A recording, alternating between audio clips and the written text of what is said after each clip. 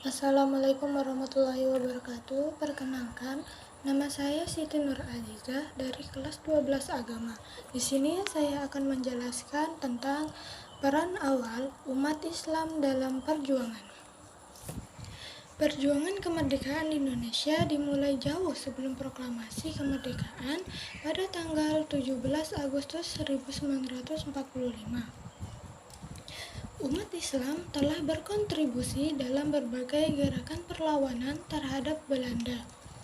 Sejak awal abad ke-20, beberapa tokoh dan kelompok Islam aktif dalam gerakan ini, seperti Hos-Tejokroaminoto dan Sarekat Islam didirikan pada tahun 1905, menjadi salah satu organisasi pertama yang menggalang kesadaran nasional di kalangan masyarakat Indonesia.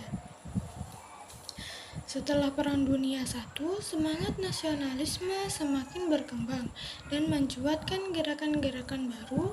Bahkan, para ulama membentuk sebuah organisasi perjuangan untuk membangun kekuatan umat Islam Indonesia melawan penjajahan. Perjuangan umat Islam Peki Allahu Akbar Bung Tomo membakar semangat arek Surabaya melawan penjajah, seperti organisasi Nahdlatul Ulama atau NU yang didirikan oleh KH Hasyim Asy'ari pada tahun 1926 dan Muhammadiyah oleh KH Ahmad Dahlan pada tahun 1912. Kedua organisasi ini menjadi kekuatan yang sangat berpengaruh dalam menggalang perjuangan umat Islam dan masyarakat Indonesia secara keseluruhan untuk melawan penjajahan dan meraih kemerdekaan. Kemudian di tahun 1920-an, para ulama dari berbagai kaum di Indonesia berkumpul untuk menyatakan satu kesatuan bangsa Indonesia yang kita kenal sebagai Sumpah Pemuda. Para pemuda Islam dalam momen ini diwakilkan oleh Jong Islamiyah dan Bon pun tak ketinggalan dalam Sumpah Pemuda tersebut. Peran ulama melawan penjajah. Selain dipimpin oleh para tokoh dari kerajaan Islam, perlawanan terhadap bangsa penjajah juga dilakukan sendiri oleh para ulama. Para ulama memimpin perlawanan bersama rakyat Indonesia hingga terbentuk gerakan-gerakan sosial di kawasan Nusantara. Peran ulama dalam kemerdekaan Indonesia sangat penting.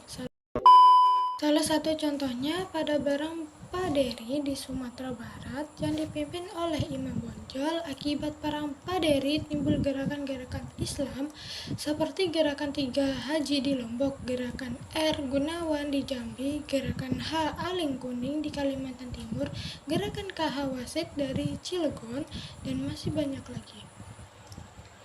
Perjuangan umat Islam barisan Laskar Hizbullah.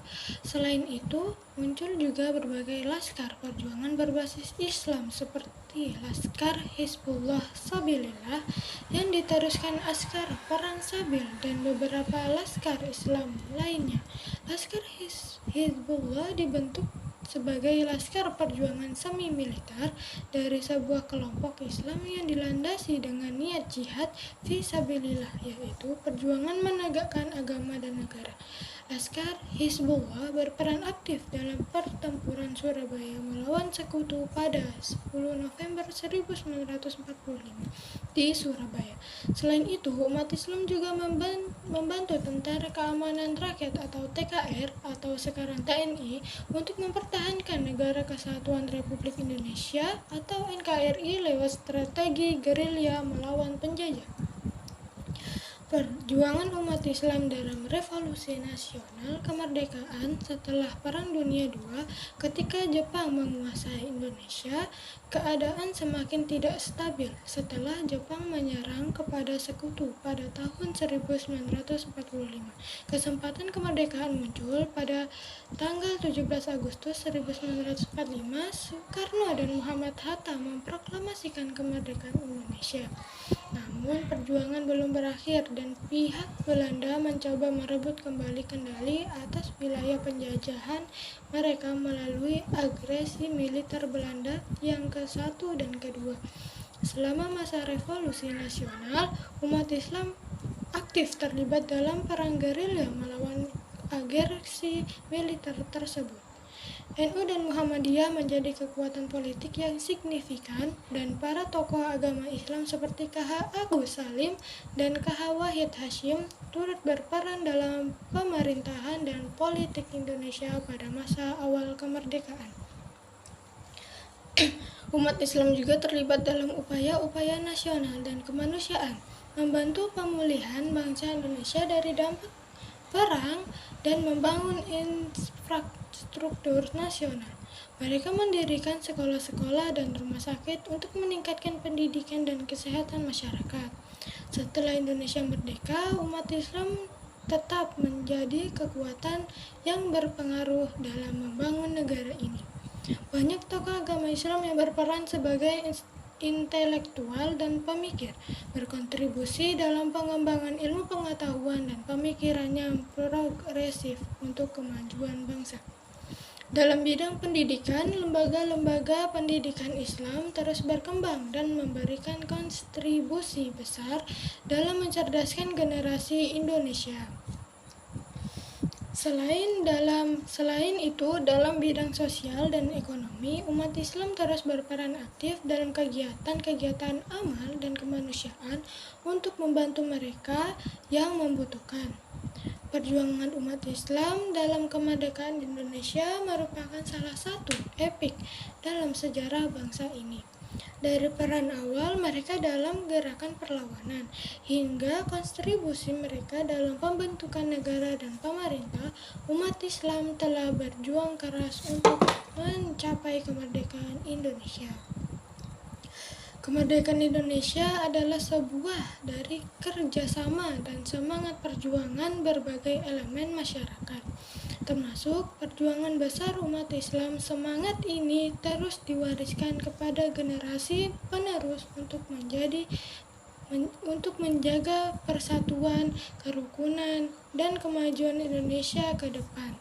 Sebagai bangsa yang melandaskan Bhinneka Tunggal Ika, perjuangan umat Islam tetap menjadi salah satu pilar utama dalam membangun masa depan yang lebih baik bagi Indonesia. Membangun dan memperjuangkan negeri ini tidak melulu dengan perjuangan fisik seperti para pahlawan yang telah gugur. Bisa juga dengan membangun fondasi perekonomian yang lebih kuat lagi.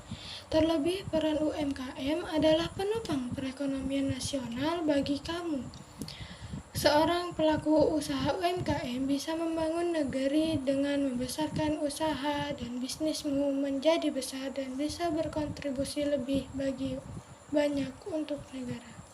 Sekian dari saya. Wassalamualaikum warahmatullahi wabarakatuh.